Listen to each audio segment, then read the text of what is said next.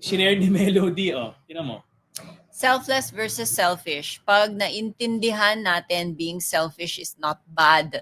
I realized that nung pinili ko i-pursue yung business path ko at alam kong wala na akong ibibigay sa kanila. 1530, former breadwinner. Guess You see? what?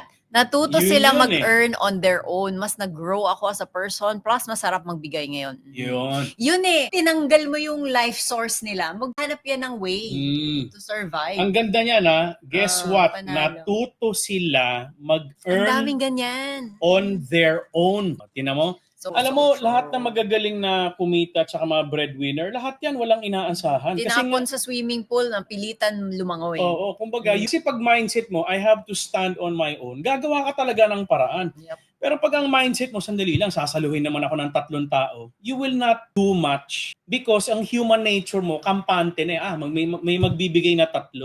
May padala, may bigay si mama, may bigay yung tita, may bigay yung kapatid. Hindi ka na magpupursige. We do give, we advise people to give kapag pwede. Pero not to the point na nagiging na siya dependent. Nagiging lumpo. Wag naman ganoon. Yung hindi na siya maghahanap ng solusyon, ikaw lagi yung solusyon. Ikaw lagi yung solusyon. Yes. This is RM, Relationship Matters. Your online ninong and ninang saying, wag pera-pera lang ang pagkuha ng ninong at nina.